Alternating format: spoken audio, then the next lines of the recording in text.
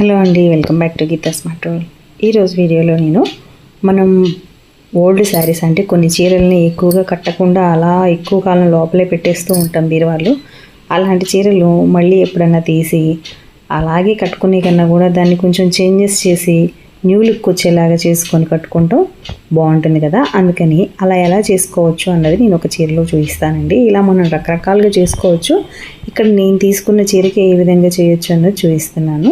ఇది వచ్చేసి ash colour sari అండి. దీని మీద ఏంటంటే లీవ్స్ లాగా డిజైన్ వచ్చింది. ఒకటేమో యాష్ కలర్లో వచ్చి ఇంకొకటేమో కొంచెం వైట్ క్రీమ్ కలర్ అనమాట. ఇదిగోండి ఈ కలర్లో వచ్చింది. అయితే ఈ కలర్లోది కనిపించట్లేదు కానీ యాష్ కలర్ది కొంచెం కనిపిస్తూ ఉంది. ఇదేంటంటే కొంచెం డల్గా అనిపిస్తుంది శారీ. అందుకని దీన్ని నేను కొంచెం లుక్ మార్చి కట్టుకుందామని చెప్పేసి దీన్ని తీసుకొని మారుస్తున్నాను. అది ఎలాగా అంటే ఇలా సెల్ఫ్ డిజైన్ ఉన్న శారీస్కి పెద్దగా కష్టపడే అవసరం లేదండి. అలా లేని వాటికైతే మనం పెన్సిల్తోనూ కొంచెం ముందుగా లైన్స్ డ్రా చేసుకొని దాని మీద పెయింట్ వేసుకుంటే సరిపోతుంది. ఇప్పుడు వచ్చేసి ఇక్కడ ఈ లీవ్స్ ఉన్నాయి కదా, పళ్ళులో కూడా మొత్తం ఇవే వచ్చాయన్నమాట. ఇంక పళ్ళుకి సపరేట్గా ఇంక వేరే డిజైన్ ఏం లేదు. ఈ లీవ్సే కొంచెం ఎక్కువగా వచ్చాయి.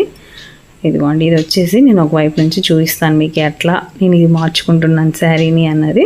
ఈ పైన ఉన్న యాష్ కలర్ లీవ్స్ని ఏమీ కనిపించట్లేదు. నేను కింద ఉన్న వైట్ కలర్ మాత్రమే కలర్ చేంజ్ చేస్తున్నాను అనమాట.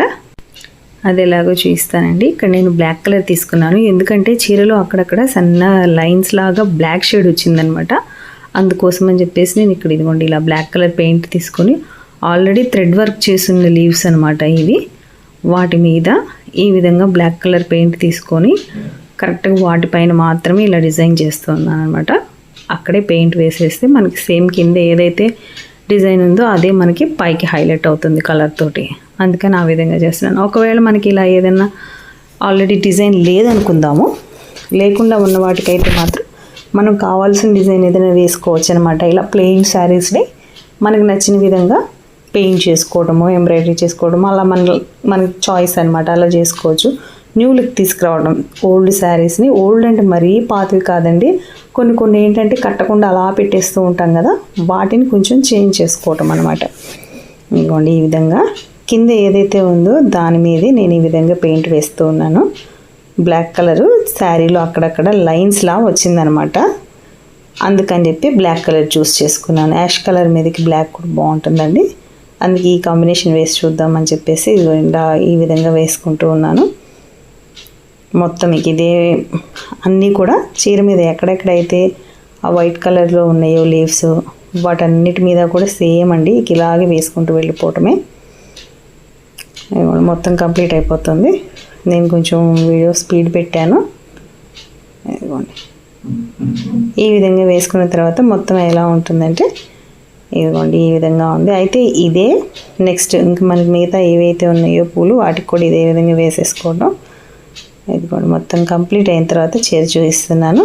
ఈ విధంగా ఉంటుందన్నమాట. కింద వచ్చేసి ఆ బ్లాక్ లీవ్స్, మధ్యలో వచ్చేసి ఇవి ఈ విధంగా. ఇది పళ్ళు పార్ట్ అండి. మిగతా పార్ట్కి ఏంటంటే 2 లైన్సే వచ్చాయి.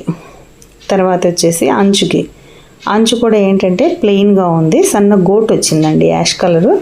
దానికంతటికి కూడా నేను బ్లాక్ కలర్ వేస్తున్నాను. కొంచెం పై వరకు ఒక వేలు వెడల్పు వచ్చేటట్టుగా మొత్తం బ్లాక్ కలర్ వేసుకోవాలి.